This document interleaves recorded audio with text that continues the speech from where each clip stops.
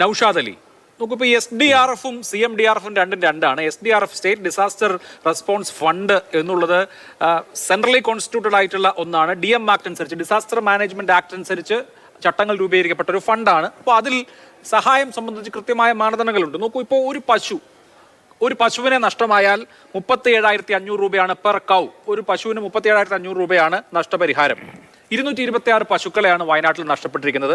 അങ്ങനെ വരുമ്പോൾ 84,37,500 എന്നുള്ള ഫിഗർ നമുക്ക് ഈ 226 പശുവിനെ നഷ്ടപ്പെട്ടതിന് കിട്ടണം.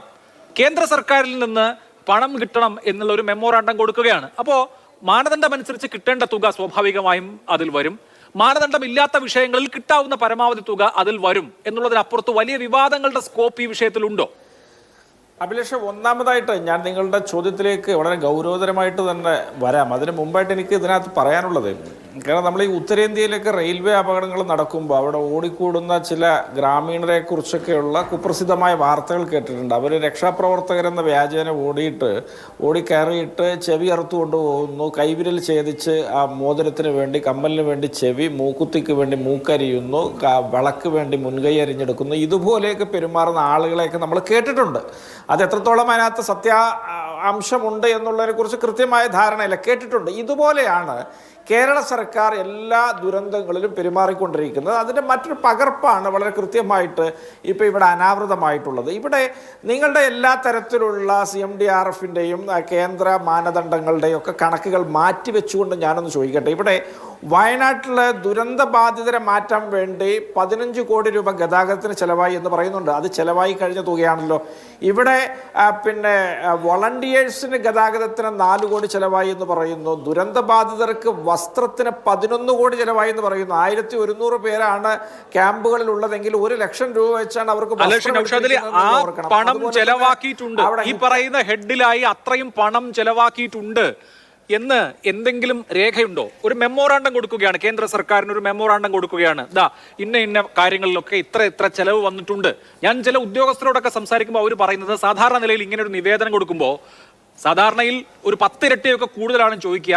അങ്ങനെയാണെങ്കിലേ ഒരു 25% കിട്ടൂ എന്നുള്ളതാണ് അവസ്ഥ എന്ന്. ഇപ്പൊ നമ്മൾ പ്രളയം വന്നു, കേരളത്തിൽ പ്രളയം ഉണ്ടായി, നമ്മൾ ചോദിച്ചത് എത്ര, കിട്ടിയത് എത്ര, അതിന് കണക്ക് പബ്ലിക് ഡൊമൈനിൽ ലഭ്യമാണല്ലോ എന്ന് പറഞ്ഞതുപോലെ നമ്മൾ ഇതിനെ ഒരു യാഥാർത്ഥ്യ ബോധത്തോടു കൂടി എടുത്താൽ ഇത് ചെലവഴിച്ചു എന്ന് രേഖയുള്ള കണക്കല്ലല്ലോ, മറിച്ച് താങ്കൾ ഈ പറയുന്നത് പോലെയൊക്കെയുള്ള കാര്യങ്ങളിൽ ഇത്രയൊക്കെ ചെലവ് വന്നിരിക്കുന്നു എന്ന് അങ്ങോട്ടൊരു നിവേദനം കൊടുക്കുകയാണ്. അടിയന്തരമായി നിങ്ങൾ പണം റിലീസ് ചെയ്യൂ, ഞങ്ങൾക്ക് പണം അനുവദിക്കൂ എന്ന് ചോദിച്ചുകൊണ്ടുള്ള നിവേദനമല്ലേ?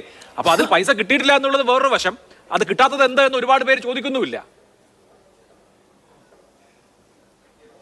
ഞാൻ അഭിലാഷ്, ഈ ഹൈക്കോടതി ഓർഡറിൻ്റെ സീരിയൽ നമ്പർ 6 നിങ്ങൾ വായിച്ചു നോക്കിയാൽ നിങ്ങൾക്ക് വളരെ കൃത്യമായിട്ട് മനസ്സിലാവും. ഇതൊരു അടിസ്ഥാന വിശ്വാസ്യതയുള്ള ആധികാരിക രേഖയാണ് എന്നാണ് ആ ഓർഡറിൽ പറയുന്നത്. അപ്പോൾ എനിക്കറിയില്ല, നിങ്ങൾ ഈ പറയുന്നത് മാതിരി കള്ളവും പുളിവചനവും അവാസ്തവും ഒക്കെ നിരത്തിയിട്ടാണ്, കണക്കുകൾ പെരുപ്പിച്ചിട്ടാണ് കണക്കുകൾ എവിടെയെങ്കിലും അവതരിപ്പിക്കേണ്ടത്, കോടതിയിൽ കൊടുക്കേണ്ടത് എന്നൊക്കെ എനിക്കറിയില്ല. ആദ്യമായിട്ട് ഇപ്പോൾ അഭിലാഷ് പറയുമ്പോഴാണ് അതിനങ്ങനെ ഒരു നീതീകരണമൊക്കെ ചില ആളുകൾ പറയുന്നുണ്ടല്ലോ എന്നത് ഞാൻ ആദ്യമായിട്ട് കേൾക്കുന്നത്.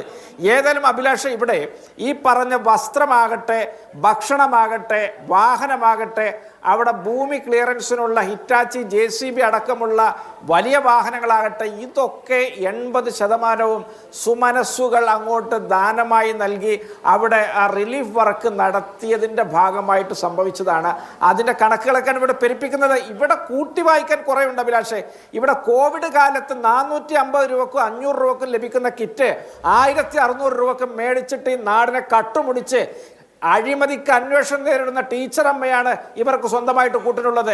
ഇവർക്ക് പ്രളയമായാലും കോവിഡ് ആയാലും ഇതുപോലെയുള്ള ദുരന്തങ്ങളായാലും ഒക്കെ പണം മോഷ്ടിക്കാനും ആളുകളുടെ വൈകാരികതയെ ചൂഷണം ചെയ്തുകൊണ്ട് കൂടുതൽ ഭരണത്തിൽ മുന്നോട്ട് പോകാനും വോട്ട് കിട്ടാനും ഒക്കെയുള്ള തന്ത്രമാണ് ഇവരുടേത്. ഇവരൊരു ദുരന്ത സ്പെഷ്യലിസ്റ്റുകളാണ്, ഇവർ മോഷ്ടാക്കളാണ്.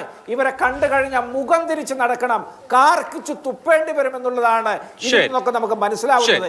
ഇത്തരത്തിൽ നമ്മെ ഊറ്റിപ്പിഴിയുന്ന ഇവരെയൊക്കെ മോഷ്ടാക്കൾ എന്ന് വിളിച്ച ശരാശരി മോഷ്ടാക്കൾ എന്ത് കരുതുമെന്ന് ഞാനിവിടെ അത്ഭുതപ്പെടുകയാണ്.